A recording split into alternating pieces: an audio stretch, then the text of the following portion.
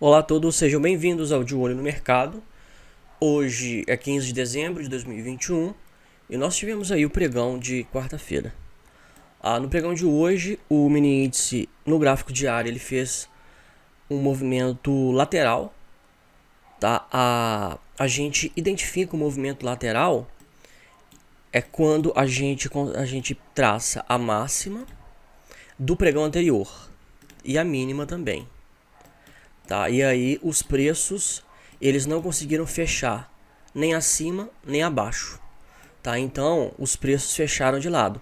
Os preços eles oscilaram, né, dentro desta região. Foi aqui embaixo, chegaram até a cair, mas fecharam acima da mínima do pregão anterior. Tá? Então este parâmetro é o que define se foi um movimento lateral ou não, né? E no caso de hoje foi um movimento lateral. O movimento lateral indica incerteza do mercado. O mercado, essa incerteza, né, sobre, ela se refere sobre se é um bom momento comprar ou não, se os preços onde eles se encontram, eles estão baratos ou caros. Então essas são algumas perguntas que, né, todo investidor, todo trader faz e toma suas decisões. Né? A gente tem aqui uma região de resistência, onde os preços não conseguiram romper. Né? Nós temos aqui até um topo duplo, né? Mas os preços se aproximaram da média de 20 e deu uma segurada, né? Voltaram para cima. Olhando para o gráfico de 60 minutos para a gente poder esmiuçar o que aconteceu, o padrão de ombro, cabeça, ombro, ele foi acionado. Depois que ele foi acionado, mais ou menos aqui, ó, a gente teve aí uma queda de 1.747 pontos. Ele voltou e voltou para o break-even. Tá? Hoje eu postei um estudo, né, mostrando que os preços foram, e aí eu falei, olha, o ideal, no mínimo, é o trader que operou esse ombro, cabeça a ombro, colocar o stop no break-even, que é o ponto de entrada.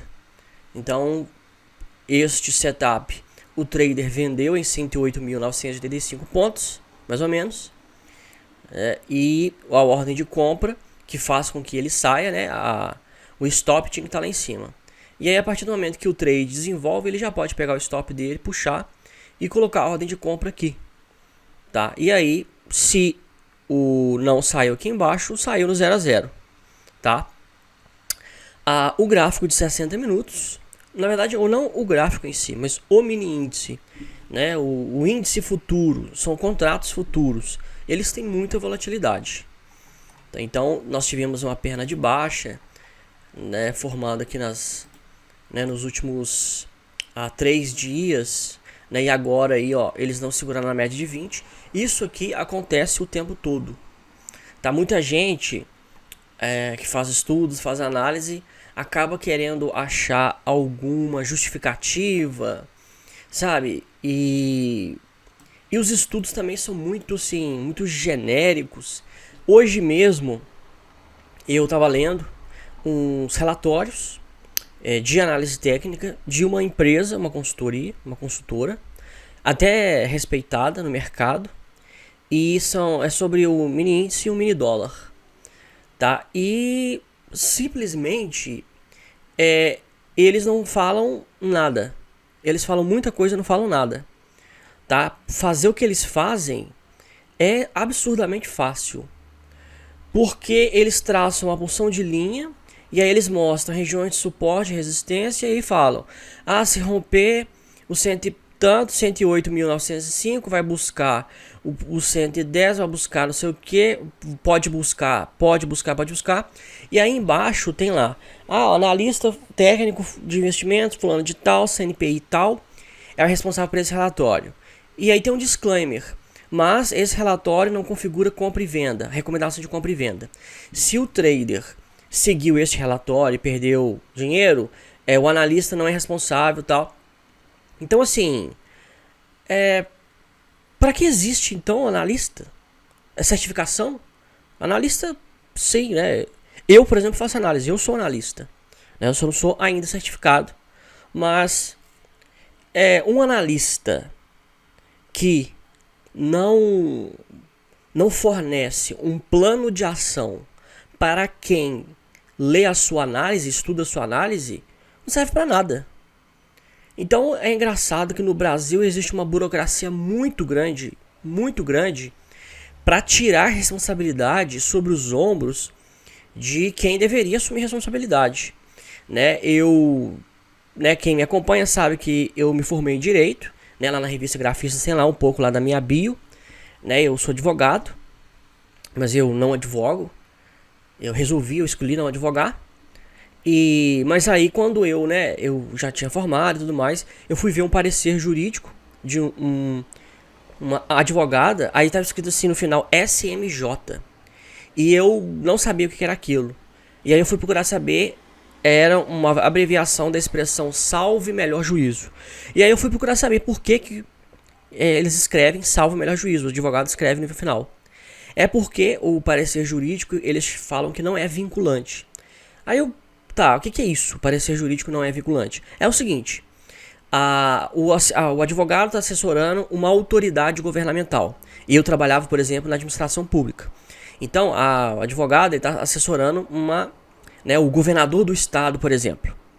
E aí, o governador ele precisa de saber se, dentro da lei, determinada decisão dele é legal ou não. E aí, o que o advogado faz? Ele faz um parecer, né, dizendo tal. Só que é o seguinte, se o governador tomar alguma atitude baseado no parecer do advogado e der errado ou ele fazer alguma coisa e ele ainda responder algum processo, alguma coisa assim, o advogado não tem responsabilidade nenhuma. É por isso que escreve no final, salve melhor juízo. Porque o advogado ele pode mudar de opinião a qualquer momento. E o parecer não é vinculativo a isso, ele não tem responsabilidade. Tá? Então assim, eu achei um tremendo absurdo. Esse foi inclusive um dos motivos que me fez sair da advocacia. Né? Na verdade, nem praticamente entrar, porque eu trabalhei com assessoria jurídica, né, na área pública.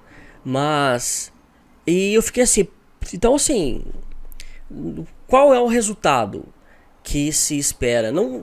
Como que a gente pode esperar na administração pública, por exemplo, que os gestores públicos eles tenham resultados, sendo que os seus assessores, principalmente os assessores jurídicos, eles não têm responsabilidade.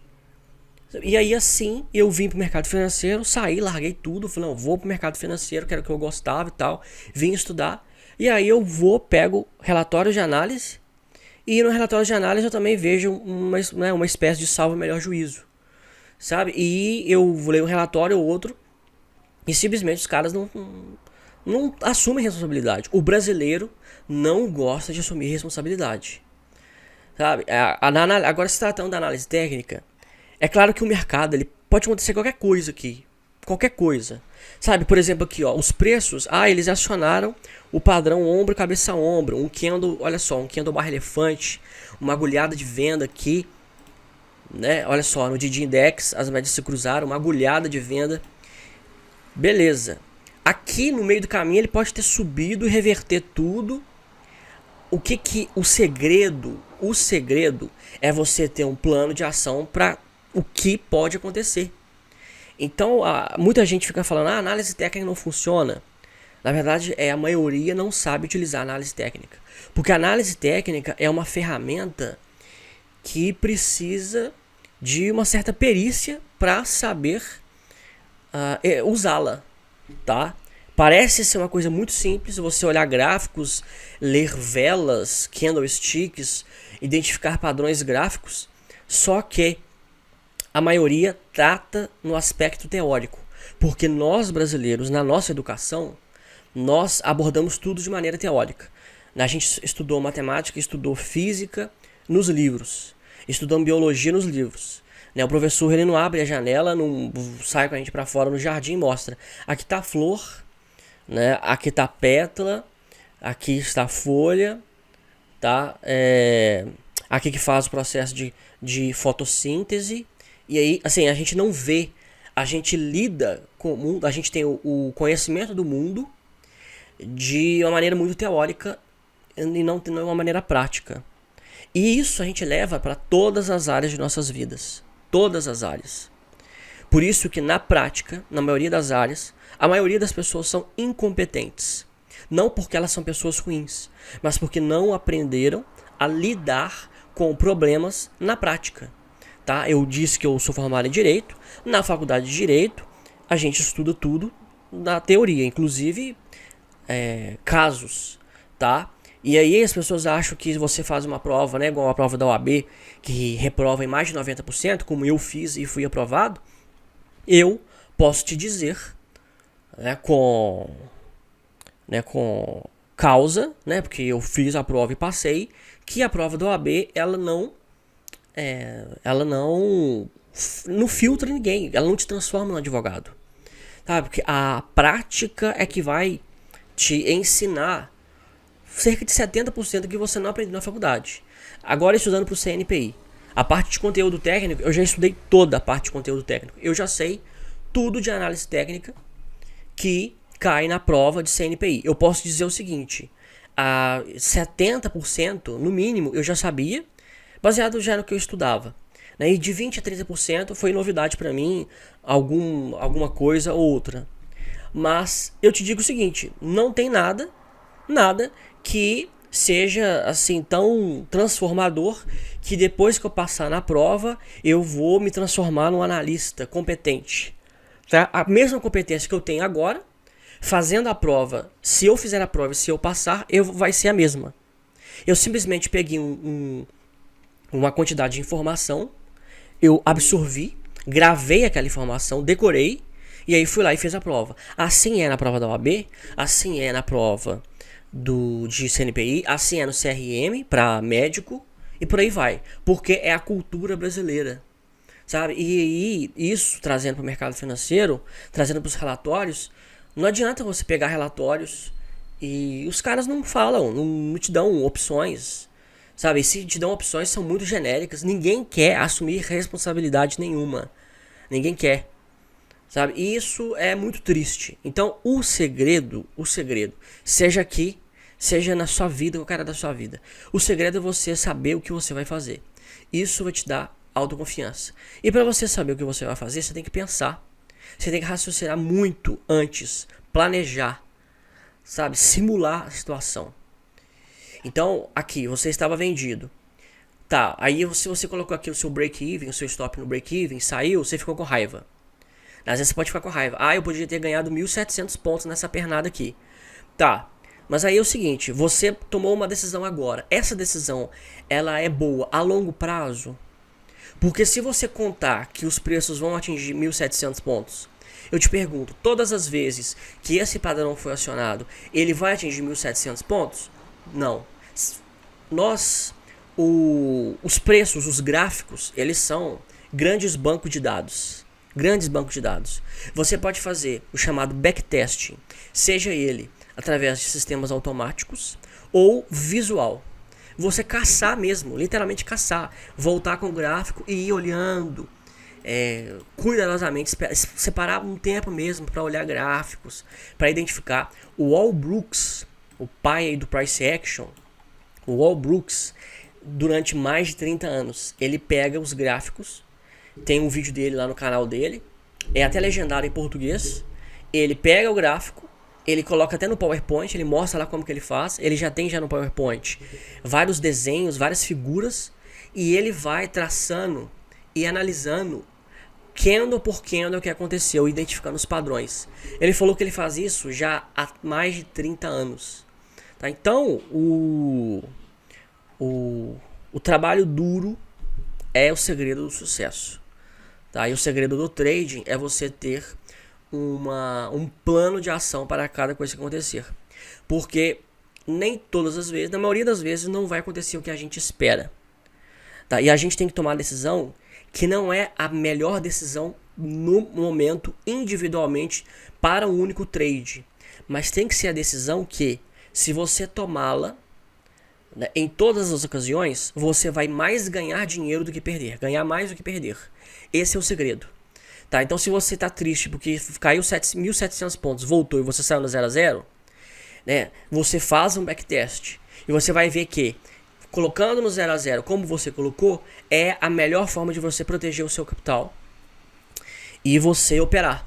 Você pode não ter ganhado agora, mas hoje nós estamos no dia 15, até o dia 30 de dezembro, garanto que você vai conseguir pegar outros trades que vão te gerar um certo lucro e vão te fazer, né, e você vai conseguir proteger e cortar, aniquilar toda a possibilidade de prejuízo.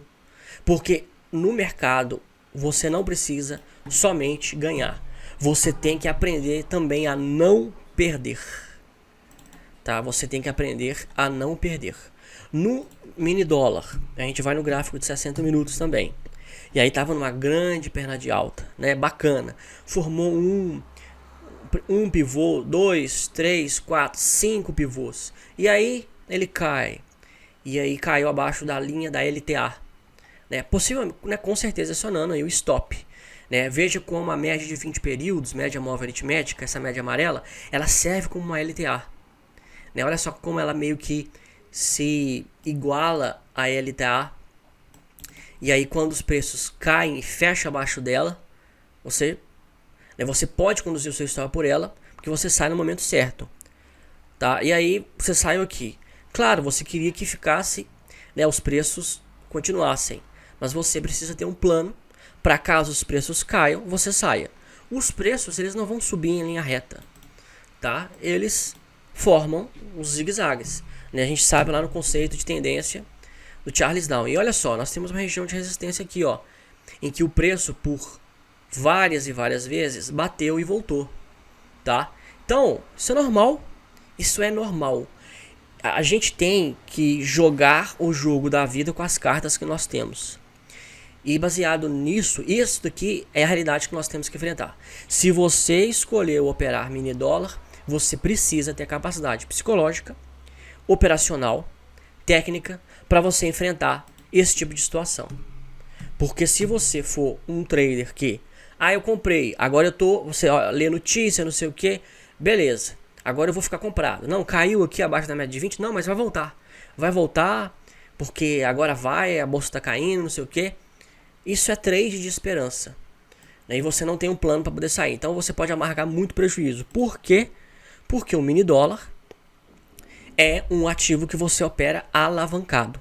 Mesmo que você opere um mini dólar, existe corretora que aceita você operar com R$25 na conta. R$50 só na conta, um mini contrato. Você opera, se eu não me engano, cada mini contrato são mais de $2.000 ou $10.000. Eu não sei, é muito mais dinheiro. Tipo mais de 10 vezes o que você tem na sua conta. Então, e aí quando você perde, o dinheiro que está na sua conta, ele tem que ser suficiente para cobrir a sua perda. E se ele for pouco, a corretora vai te cobrar para você depositar, para você pagar o prejuízo. Tá? E tem muita gente que não faz isso. E aí é denunciado, né? A corretora manda para a CVM, né? A CVM processa a pessoa entra no SPC, acontece uma série de coisas, tem que pagar multa, enfim. Sabe? Então assim, você vai operar um ativo alavancado com pouca margem e contando com oscilações bruscas, como o ativo ele por si só, por ser um contrato futuro, ele já é fruto de especulação futura dos preços. Então assim, você tem que ter um modus operandi, tá? Não é que a análise técnica não funciona.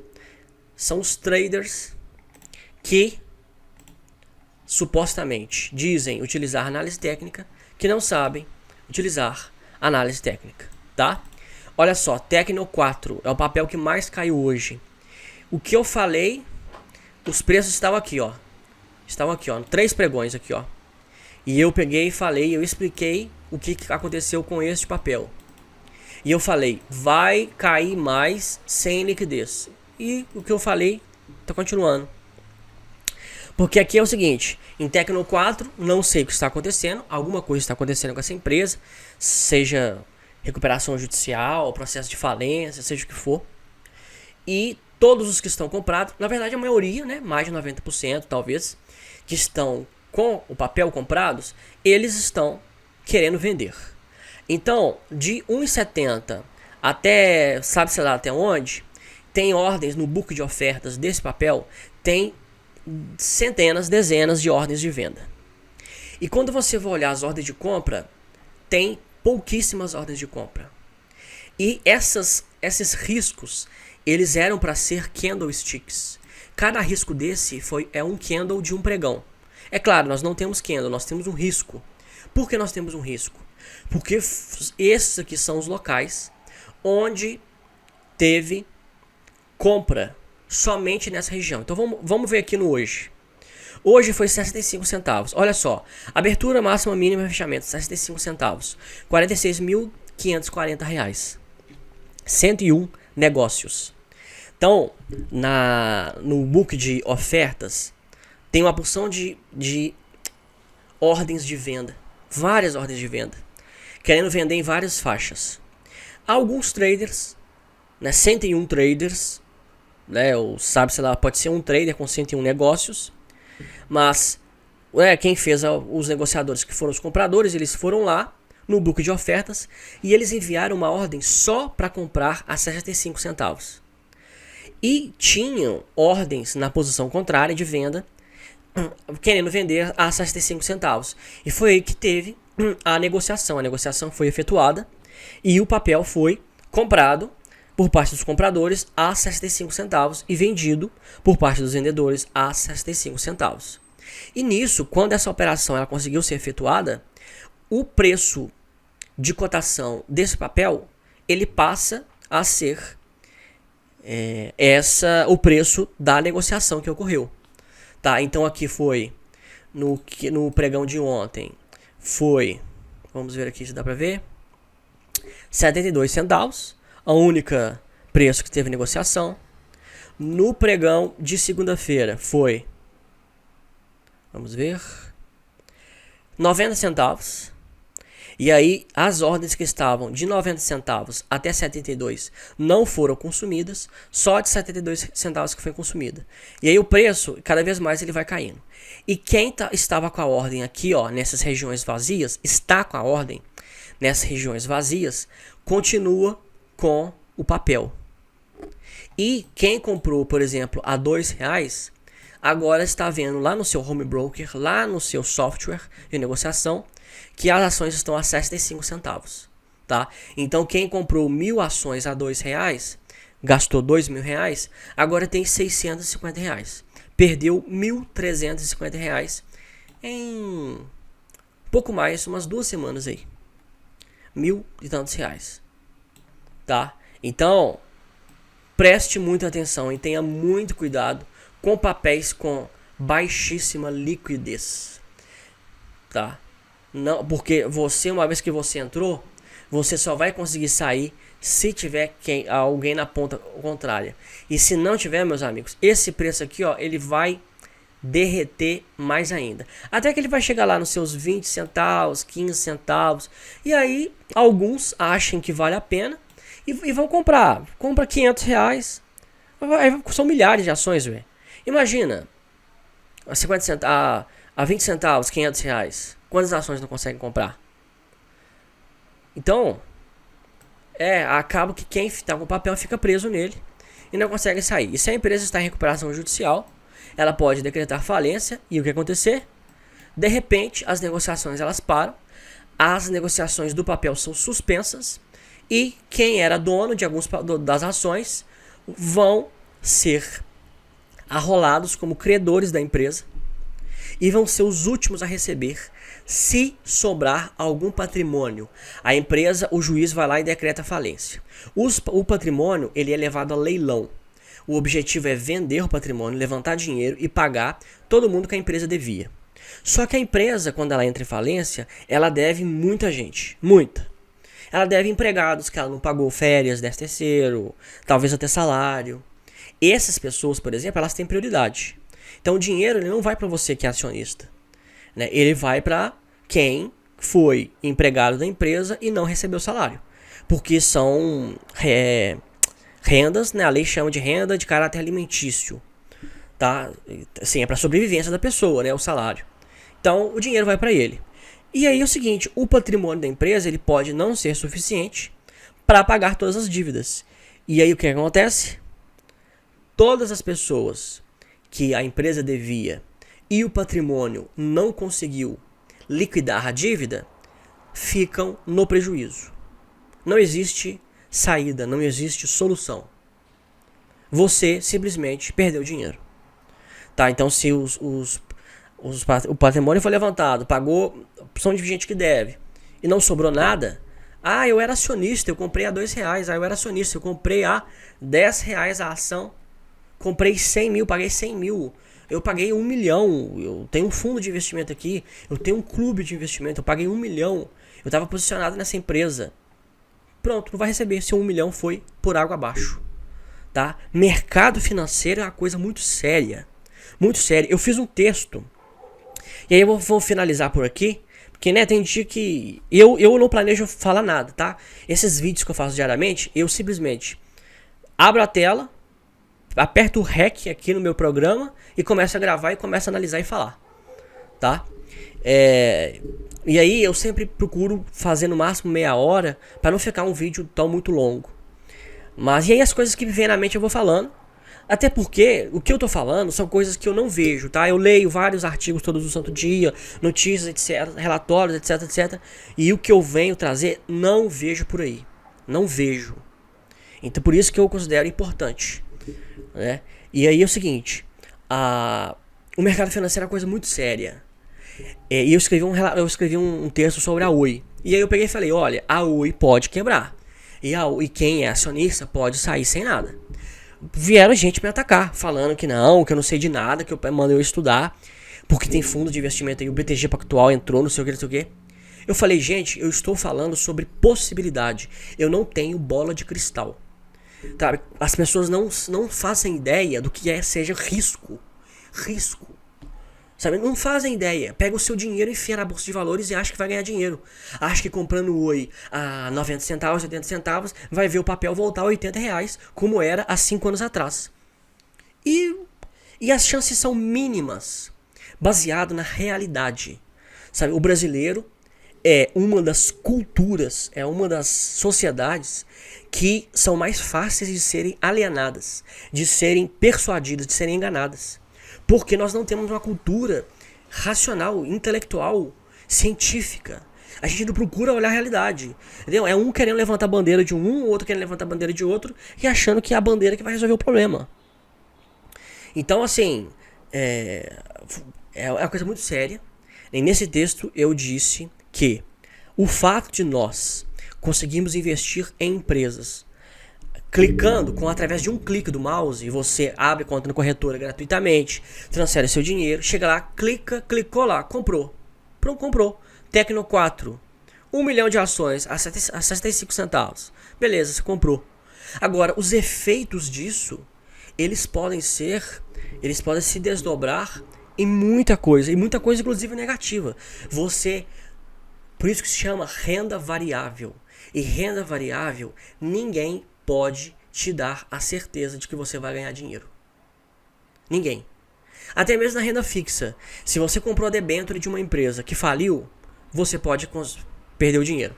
Se você compra o título de tesouro direto de um governo que faliu, que deu calote, como a Argentina, o México, a Grécia, vários países já deram, você também vai ficar sem o seu dinheiro que você emprestou para o governo. Tá? Então, diante de calote, diante de falência, você perde o seu dinheiro. Seja por parte de governos, de bancos ou de empresas. Tá? Então, esse tipo de coisa é muito importante a gente saber e ter consciência disso. Tá? Então, fica aqui o meu alerta sobre essas questões. Né? Eu acho que eu já falei bastante no vídeo de hoje. E espero aí que tenha atendido, né, pelo menos alguma necessidade que você não encontra em outro lugar, a não ser nos nossos vídeos de estudos aqui. Qualquer dúvida, estou à disposição. Um abraço a todos e, se Deus quiser, até amanhã.